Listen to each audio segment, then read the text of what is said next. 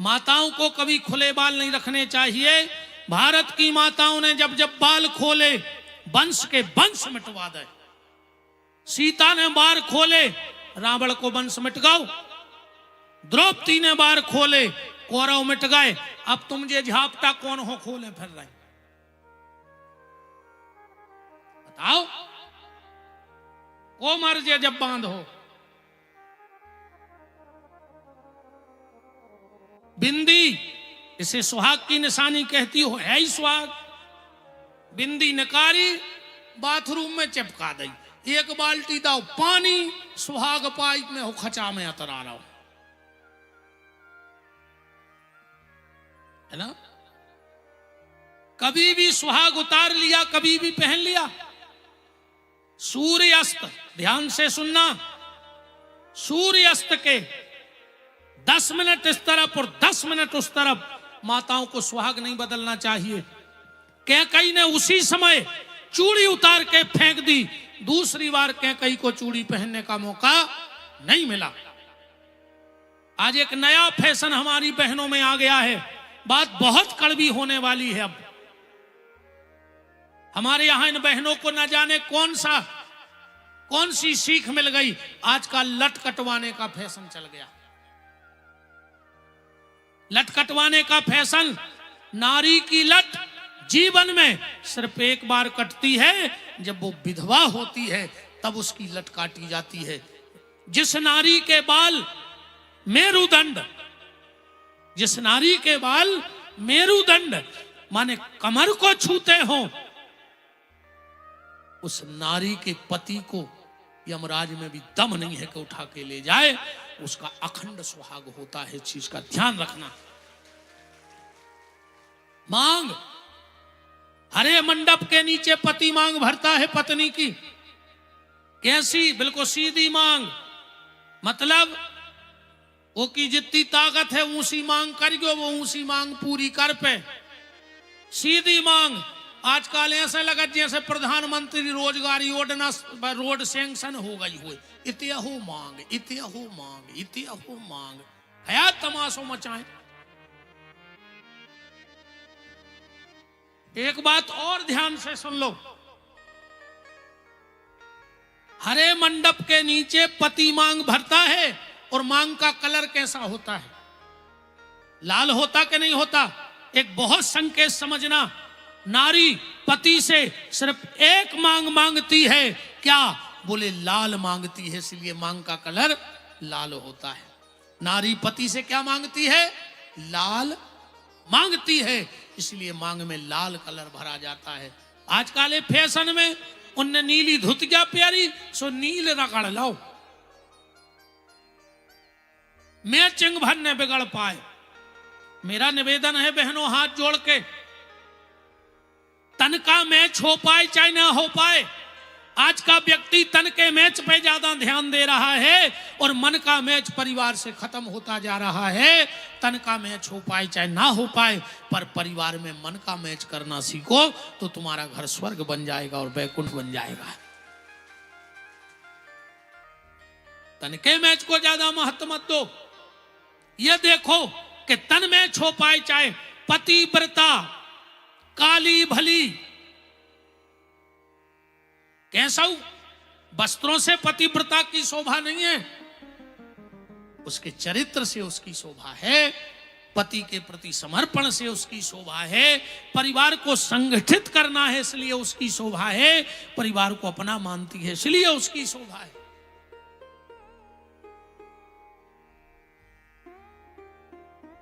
अभी घर में जाके देखना, कैलेंडर पे नौ दुर्गा में लगभग शायद 6 या 8 अप्रैल को है। 9 दुर्गा कब से है? हाँ, 8 अप्रैल से है शायद, 8 अप्रैल से है ना लगभग। घर में जाके देखना बहनों, इस भाई को जीवन याद रखोगी। तुम सब मेरी बहनें बेटियां बैठी हो, माताएं, पर मेरी बहनें सुहागने बहनें इस भाई को जिंदगी याद रखोगी कि कोई आया था और कुछ बता के गया था। घर में जाके देखना, कैलेंडर में लिखा होगा नौ दुर्गा की परमा के उस पे गुड़ी पड़वा, नौ दुर्गा की प्रतिपदा में लिखा होगा गुड़ी पड़वा। वो विशेष कर दिन सुहाग वाली माताओं का होता है। उस दिन माताओं को सुहाग का पूजन करना चाहिए।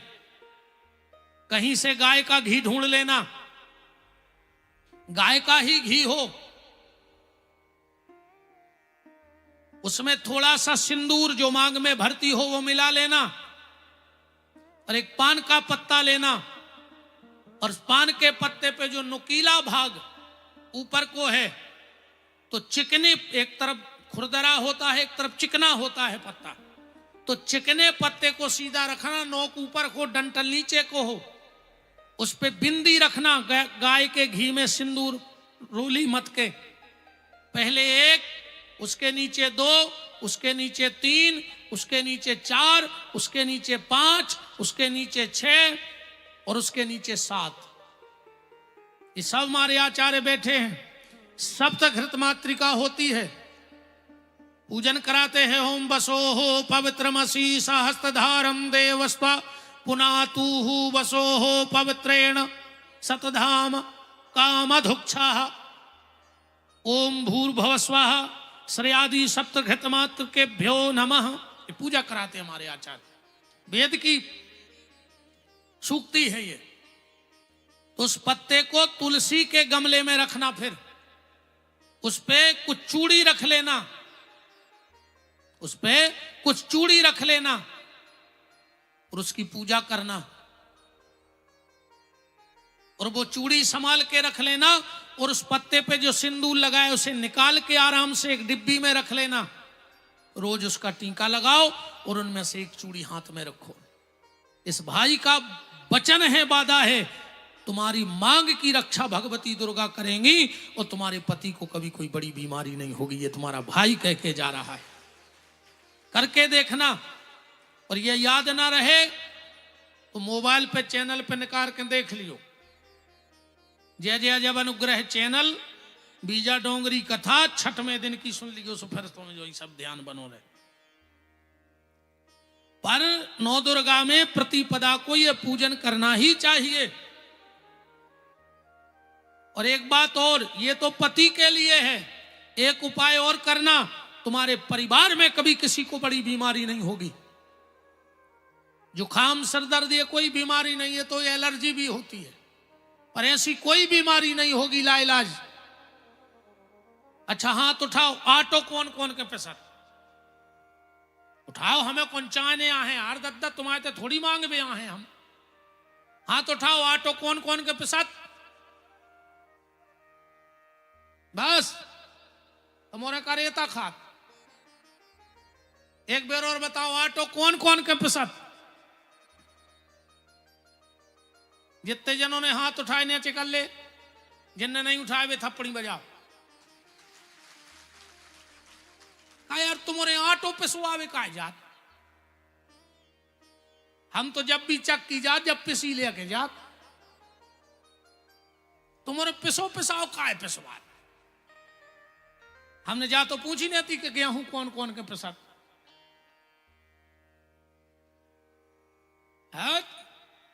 हमारे ना पिसा। चलो ये तो आनंद की बात है। अब ध्यान से बात सुनो। माताओं जब भी आटा पिसवाओ, सोमवार या शनिवार को आटा जब भी पिसवाओ तो कितने दिन में, या तो सोमवार को और शनिवार को। और जब तुम्हारा गेहूं पिसने जाने लगे तो उसमें 11 तुलसी के पत्ते डाल देना। और घर में जो जल रखा हो, नर्मदा जल, गंगा जल, 4-6 छींटे उस पे डाल देना। जैसे ही तुम उस गेहूं में तुलसी पत्र गंगा जल डालोगी, वो भगवान का भोग बन जाएगा। उससे सारी अलाय बलाय दूर हट जाएगी और तुम भोग भी नहीं लगा पाओगे, तो पूरा आटा ही भगवान का भोग प्रसाद बन जाएगा। और प्रसाद खाने से परिवार में कभी बीमारी आया नहीं करती है, यह ध्यान रखना। अपन कहां आते कथा पता है, राधा जी भगवान को श्रृंगार कर रही हैं, ते हते अपन ठीक। जब पूरा श्रृंगार हो गया, ध्यान से सुनते जाना बात, भगवान ने कहा लो राधा, मैं बन गया राधा। राधा जी ने कहा अभी नकली राधा हो। भगवान बोले कैसे? बोले अभी तुमने राधा का तन बनाया है, वो राधा का मन कहां है जिसमें कृष्ण के लिए प्रेम भरा पड़ा है। अब भगवान बोले वो मन कहां से ले आए? तो राधा जी बोली तुम कभी नहीं समझ सकते कि राधा कितना प्रेम करती है कृष्ण को। भगवान बोले समझने हैं, समझने हैं। कैसे समझ हो? भगवान बोले कलयुग में हम एक अवतार लेंगे जिसमें तन होगा कृष्ण का और मन होगा राधा का। और वो अवतार कौन सा हुआ कलयुग में? श्री श्री चैतन्य महाप्रभु जी वही अवतार थे। तन था कृष्ण का और मन था उनमें राधा का। राधा कृष्ण का मिला हुआ अवतार श्री चैतन्य महाप्रभु जी हुए। वहीं पर भगवान का और राधा का विवाह हुआ। ध्यान से सुनना, कई लोग कहते कि राधा कृष्ण का विवाह नहीं हुआ। आप गर्ग संहिता पढ़ो, आप ब्रह्म वैवर्त पुराण पढ़ो, आप सिंह महापुराण पढ़ो, आपको प्रमाण मिल जाएगा कि राधा कृष्ण का विवाह हुआ। ब्रह्मा जी ने विवाह पढ़ा, ध्यान से सुनना। अब ब्रह्मा जी विवाह पढ़ के चले गए, राधा जी फिर रोने लगी। भगवान ने कहा आप क्यों रो रही हो? राधा जी बोली प्रभु ब्रह्मा जी किस किस को बताएंगे कि हमारी और आपकी शादी हो गई? किस किस को बताएंगे? भगवान बोले चलो आज हम एक ऐसा नियम बना देंगे कि हमारी तुम्हारी शादी की साक्ष्य के बगैर किसी की शादी नहीं होगी। राधा तुम एक मोती बन जाओ। राधा का कलर कैसा है? बिल्कुल सोने जैसा, स्वर्णमयी राधा। और भगवान कैसे हैं? काले। माताओं के गले में जो सोना है वो राधा है, जो काला मोती है वो श्याम सुंदर है, और उसमें जो धागा है वो राधा कृष्ण के प्रेम का धागा है। ये राधा कृष्ण के विवाह से मंगल सूत्र पहनना चालू हो गया। राधा कृष्ण के विवाह से आज भी बिना राधा कृष्ण के विवाह की साक्षी के बिना ब्याह नहीं हुए। आजकल वो एक और वो चला गया, वो भक्त कर लेते हैं लम्बे रस्सी, भक्त नहीं कर लेते ब्याह। अच्छा,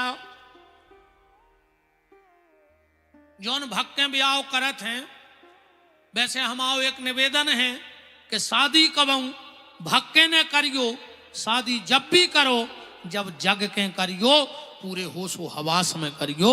जो भक्त के करेगा वो भागता ही रहेगा, और जो जाग करके करेगा वो कुल का उजाला बन जाएगा। ध्यान रखना जीवन में।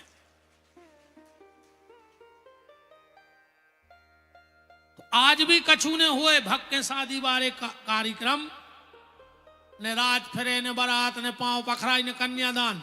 अगर कोर्ट में भी शादी हुई है तो एक नियम तो है, बोले मंगल सूत्र ले आओ, पहराओ, बा फोटो खिंचवा के फाइल में लगवाओ। कोई भी नियम ना हो पर मंगल सूत्र तो चलेगा। तब से राधा कृष्ण के विवाह से यह साक्ष्य बना। और वही कथा से एक कथा और जुड़ी है, ध्यान से सुन लो। अब एक परंपरा और है आज भी आप उन्हें निभा रहे होगा, राधा कृष्ण के विवाह की। जब शादी हो गई भगवान फिर छोटे हो गए, राधा जी चली गई, भगवान घरे आ गए। एक गोपी थी जो राधा से थोड़ा ईर्षा करती थी गांव में। उन्हें हल्ला पीट दाओ कि राधा ठीक नहीं है, राधा को चाल चलन ठीक नहीं है, कन्हैया पे डोरे डारत। राधा पूरे में बदनाम हो गई। भगवान ने विचार किया मेरी राधा मेरे कारण बदनाम हो जाए, अब मुझे इस 84 कोस और सारे संसार को बताना है कि राधा तत्व क्या है। एक दिन भगवान उठे, आंगन में आए और गिर पड़े, बेहोश हो गए। मैया यशोदा दौड़ के आई, देखा कन्हैया की नारी नहीं चल रही। बड़े बड़े वेद हकीम डॉक्टर बुलाए पर किसी के समझ में कुछ नहीं आया। उसी समय देव ऋषि नारद आ गए। नारद जी ने हाथ देखा, कहा मैया बड़ी भयंकर बीमारी है और दवाई भी बहुत कठिन है। बोले क्या? बोले कोई पतिव्रता नारी तुम्हारे कन्हैया के बाल काटे और एक रस्सी बनावे पतली, जमुना जी के दोनों किनारे जो ताड़ के पेड़ लगे हैं वो रस्सी उस पे बांधे, 1000 छिद्र का घड़ा लेवे, उसमें जल भरे और 7 बार उस पर चले और 1 बूंद पानी ने गिरे, अगर वो जल से तुम्हारे कन्हैया को नहवा दे तो ठीक हो जाए। यशोदा जी बोली हम जा रहे। भगवान नारद जी बोले नहीं, जो काम मां नहीं कर सके। यशोदा जी बोली चिंता न करो, हमारे गांव में तो 2-4 हैं जो दिन भर राधा की बुराई करत पतिव्रता, उनको बुलवा रहे। फिर उनको पता लग गया, उनने सोची सुनो हुए हम रस्सी बनाए को गिरोर पारी, हालत खराब हो जाए, सब भाग गई। आजकल का जो ज्यादा चल रहा हो तमाशो, एक माता जी गई एक जनी के बैठवे, बाको चल रही थी धान, जब आई क्योंकि पति ने मंगाओ पानी, सुनो पानी लाओ, अब वो को हाथ है तो मुंह सर को ऊपर, कहने लगी है उताई हम पानी देवे जा रहे। अरे वो मुंह सर सही में सदगा होता है, वो पानी दे आई।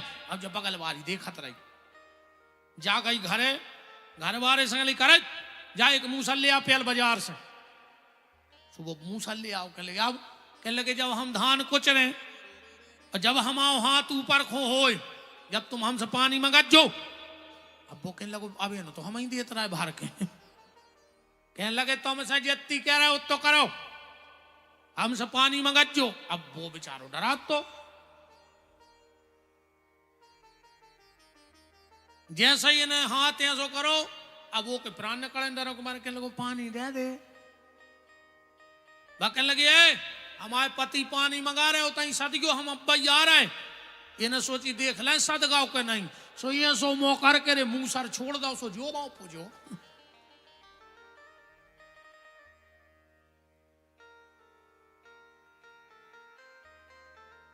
पूरे गोकुल में खबर लग गई के कन्हैया बीमार हैं। उड़ते उड़ते खबर राधा जी के पास गई है, श्री किशोरी जी आई हैं और भगवान के बाल काटे हैं, एक रस्सी बनाई है, 1000 छिद्र का घड़ा लिया है, 7 बार उस पे चली और उस जल से जो श्याम सुंदर का स्नान कराया, भगवान उठ के खड़े हो गए। पूरे ब्रजवासी राधा जी के चरणों की धूल से अपनी मांग भर रही हैं माताएं कि धन्य है राधा तुम्हारे लिए, हम तुम्हारा बदनाम कर रहे थे। तब से आज भी परंपरा है, जिसके गांव में नए मंदिर की प्राण प्रतिष्ठा हुई होगी मूर्तियों की, तो 1000 छिद्र का मटका आता है कि नहीं आता, उससे अभिषेक होता है कि नहीं होता? बताओ, इसके पहले किसी को पता था कि 1000 छिद्र के मटका से भगवान को अभिषेक काय होत नहीं प्रतिमा को? क्योंकि पतिव्रता ही भगवान में प्राण फूंकने की ताकत रखती है। जब जब भी भगवान को इस धरती पर उतारा है तो माताओं ने ही तो उतारा है, चाहे कौशल्या के रूप में हो, चाहे देवकी के रूप में हो, चाहे शत्रुपा के रूप में हो, चाहे मां देवहूति हो, भगवान को पृथ्वी पे उतारने का काम मेरी इन माताओं का है। इसीलिए तो माताओं को अग्रणीय रखा गया।